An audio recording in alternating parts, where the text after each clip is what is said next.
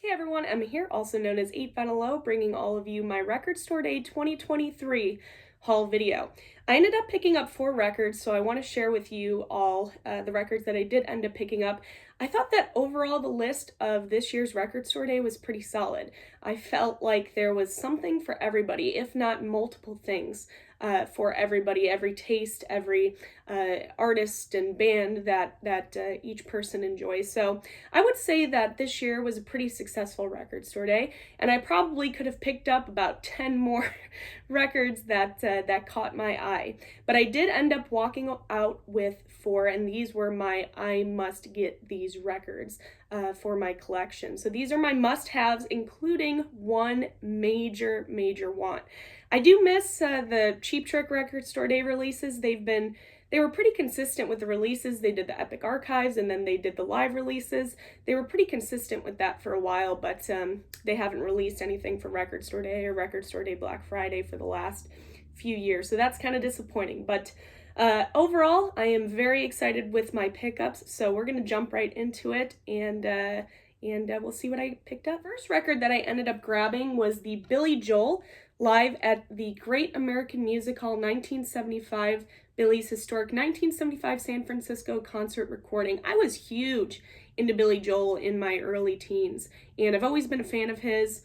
Like I said, I was obsessed in my kind of my early teens, 14, 15, 16, went through his entire catalog, learned as much as I could, watched as many concert footage and videos that I could. So I'm a huge Billy Joel fan, even though I don't really talk about it much on the channel. But I did pick up his Live at Carnegie release for Record Store Day a few years back, and I enjoy his early live stuff so much. This was a no-brainer when this was announced. It includes early live versions of Everybody Loves You Now, The Entertainer, which was a huge song, The Entertainer, the biggest song off of 1974 Street Life Serenade, and Somewhere Along the Line from the Piano Man album. It also contains the earliest release versions of New York State of Mind, which would then come out on the album Turnstiles and James, mixed and mastered from the original multi-track tapes, limited edition opaque gray vinyl. All right, so just pulled it out. It is a double LP. I felt like I knew that, but I totally forgot about that. So it's a double LP. There's no insert or anything, no custom inner sleeves, which is kind of a disappointment especially for the price of this particular release. And here is the opaque vinyl.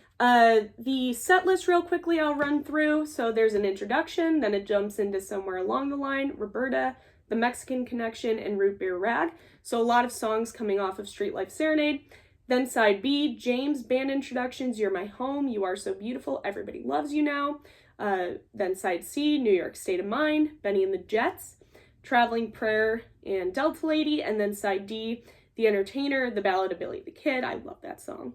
Ain't No Crime, and then it ends with the Weeknd song again from Street Life Serenade.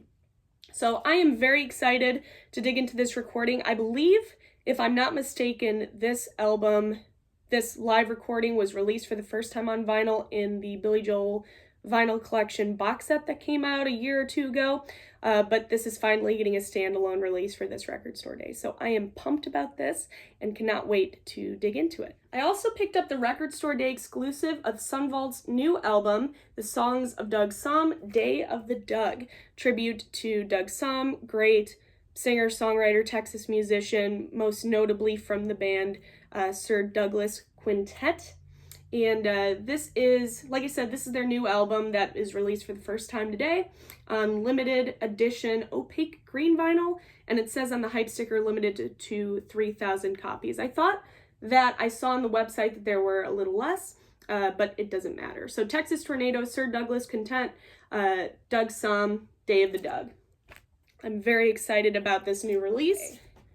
So it does come with a custom inner. You can see that great picture portrait of Doug on one side and then the band and track listing on the second side. And we'll open this up and check out the green vinyl. I also picked up the reissue, Record Store Day reissue of Incense and Peppermint, the Strawberry Alarm Clock. This is an album that I've wanted in the collection for a long time. This is sunshine pop meets psychedelic meets garage rock band. Of course, a classic album coming out of the late 60s, 1967, I believe.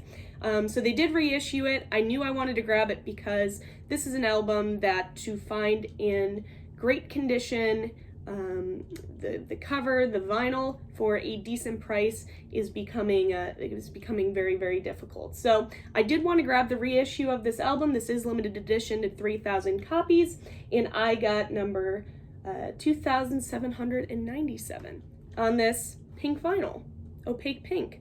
I did not know that was going to be colored inside. Very, very cool.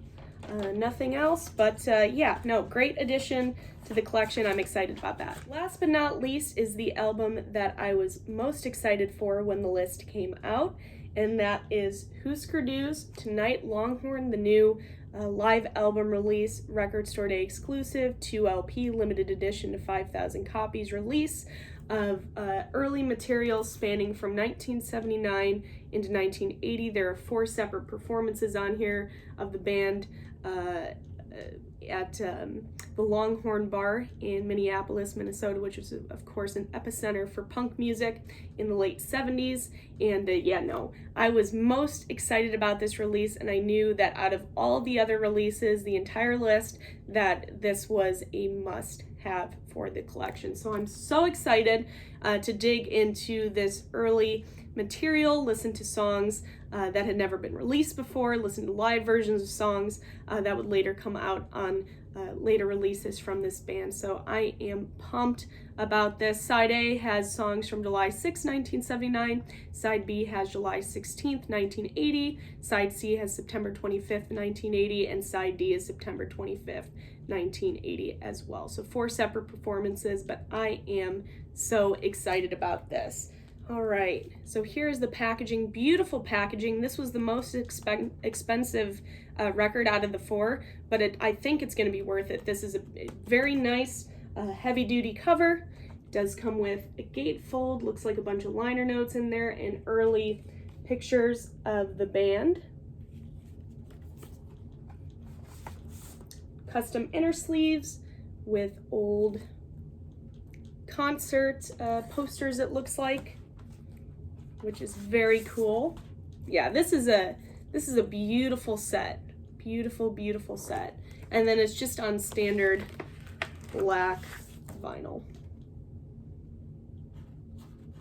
And that is my Record Store Day 2023 vinyl haul. Let me know what you guys thought about this haul. Let me know if you ended up picking up any of these records, and definitely let me know the different records that you did end up picking up that may not be the ones that I grabbed. And I will see all of you for my next video. Bye, guys.